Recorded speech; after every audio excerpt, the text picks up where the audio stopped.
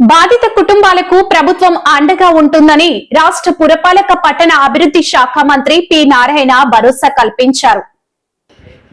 బాధిత కుటుంబాలకు ప్రభుత్వం అండగా ఉంటుంది. రాష్ట్ర పురపాలక పట్టణాభివృద్ధి శాఖ మంత్రి పి నారాయణ బాధిత కుటుంబాలకు ప్రభుత్వం అండగా ఉంటుందని రాష్ట్ర పురపాలక పట్టణాభివృద్ధి శాఖ మంత్రి పి నారాయణ భరోసా కల్పించారు. డయేరియా ప్రబలిన దమ్మల వీధి, కండ్ర వీధిలోని బాధిత కుటుంబాలను జిల్లా కలెక్టర్ స్వప్నిల్ దినకర్ పొండ్కర్, స్థానిక శాసనసభ్యులు గొండు శంకర్లతో బుధవారం పరామర్శించారు. ఈ సందర్భంగా మృతి చెందిన మండల సురేష్ కుటుంబ సభ్యులను పరామర్శించి ప్రభుత్వం అండగా ఉంటుందని భరోసా కల్పించారు. మృతికి గల కారణాలను కుటుంబ సభ్యులను అడిగి తెలుసుకున్నారు. కుటుంబ సభ్యులు తమ సమస్యలను మంత్రికి వివరించారు.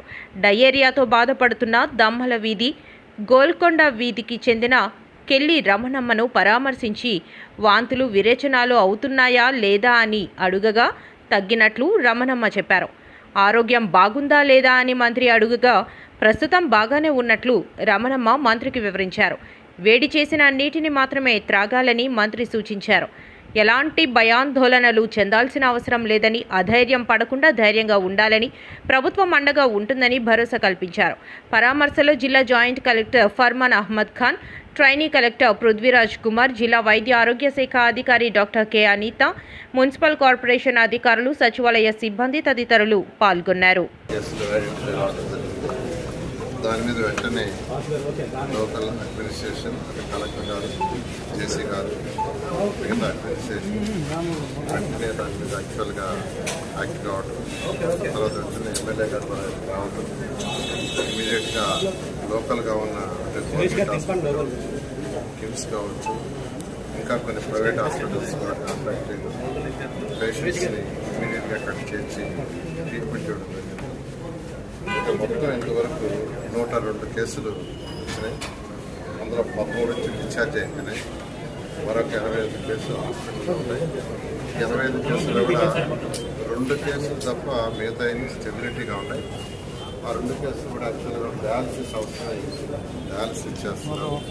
నేను హాస్పిటల్స్కి అడ్మినిస్ట్రేషన్ ఎమ్మెల్యే గారికి అందరికీ ఇవన్నీ 4.5 సచివాలయ ఏరియాలు, సచివాలయం తీసుకుంటే 4.5 సచివాలయ ఏరియాలు వచ్చింది.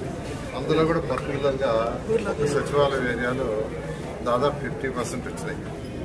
మిగతా 3.5 సచివాలయ ఏరియాలో మిగతా 50% వచ్చినాయి. ఈ దొమ్మల వీధి, అదేవిధంగా మోడేటి వీధి, కండ్ర వీధి, తర్వాత మంగవారి తోట, ఈ ఏరియాలో యాక్చువల్గా ఎత్తున ఆడుతుంది. దాని మీద కలెక్టర్ గారు 50 టీములు పెట్టి ఈ 4.5 సచివాలయం ఏరియాలో యాక్చువల్గా డెత్, మరొకటి ఏంటంటే యాక్చువల్గా ఇంటి దగ్గర ఎవరైతే చనిపోయారో అది డౌట్. యాక్చువల్గా దాని మీద కలెక్టర్ గారు యాక్చువల్గా అంటే పోస్ట్ మార్టం ఇచ్చారు.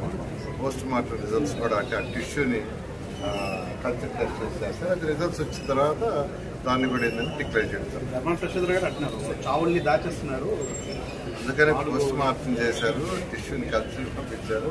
అది రాగా సార్ 25, 55 ఈరోజు 102 అయ్యాయి. రేపటికి ఇంకా పెరుగుద్దంటారా, స్టేబుల్ అయ్యేది అంటే? జనరల్గా నిన్నటికి వాడికి తగ్గుతూ ఉన్నాయి. యాక్చువల్గా అంటే ఈచ్ అండ్ ఎవ్రీ కేసు యాక్చువల్గా నేను తీసుకోవడం జరిగింది. డిశ్చార్జ్ అయినవాడు, ఉండేవాడు. అయితే వాళ్ళ డాక్టర్లు చెప్పిన ప్రకారం కూడా ఏంటంటే డాక్టర్లు డాక్టర్ వచ్చే కేసులు యాక్చువల్గా ఎటువంటి కేసులు అంటే హెల్తీగా ఉన్నవాడు వస్తారు. ఫస్ట్ డే వచ్చిన వాళ్ళు ఎవరంటే ఎక్కువగా ఏజ్డ్ పీపుల్ వచ్చారు.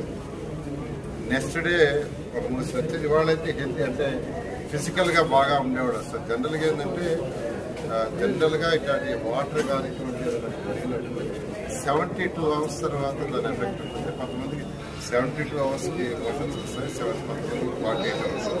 అందువల్ల మనం రేపు ఈవినింగ్ దాకా బహుశా దీని ఎఫెక్ట్ ఉంటుందని ఎక్స్పెక్ట్ చేస్తాం. కేసులు ప్రధానంగా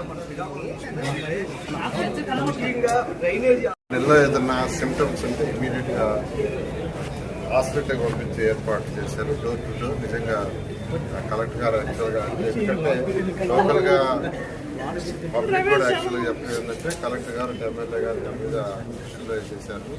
అదేవిధంగా కిమ్స్ హాస్పిటల్ మేనేజ్మెంట్ మాట్లాడారు. వాళ్ళు కూడా యాక్చువల్గా స్పెషల్ కేర్ తీసుకుంటున్నారు. అక్కడ పేషెంట్స్తో కూడా మాట్లాడాను. వాళ్ళు కూడా నిన్నటికంటే నిన్న చేరిన వాళ్ళు వాడే ఉంటారంటే నిన్నటికంటే వాళ్ళు మొన్న చేరిన వాళ్ళు అయితే సార్ ఆల్మోస్ట్ తగ్గింది. అయితే కలెక్టర్ గారు సేఫ్ సైడ్ తగ్గినా ఒకరోజు అడిషనల్గా ఉంచి వాళ్ళని డిశ్చార్జ్ చేయమన్నారు. లేకుంటే ఇప్పుడున్న 85 మందిలో దాదాపు 45 మందిని డిశ్చార్జ్ చేయొచ్చు. ఏదేమైనా మరొక రోజు నుంచి ఎటువంటి ఇబ్బంది లేకుండా చేయమని. అయితే దీన్ని ఐడెంటిఫై చేయడానికి అటు పబ్లిక్ హెల్త్ ఏజెన్సీ గారు యాక్చువల్గా నేను అతను తీసుకొచ్చాను. వారు యాక్చువల్గా జనరల్గా ఇవి వచ్చినప్పుడు 99% 2 కారణాలు. ఒకటి వాటర్, రెండోది ఫుడ్. కాబట్టి వాటర్ టెస్ట్ పంపించారు. ప్రిలిమినరీ టెస్ట్లు అయితే ఏమీ లేదు, బట్ దాని కల్చర్ టెస్ట్లో మనకు క్లారిటీ వస్తుంది. కల్చర్ టెస్ట్ రేపు ఈవినింగ్ లోపల వస్తుంది. రేపు ఈవినింగ్ లోపల వచ్చిన తర్వాత నెక్స్ట్ మెజర్స్ ఏం తీసుకుంటుంది. Thank you.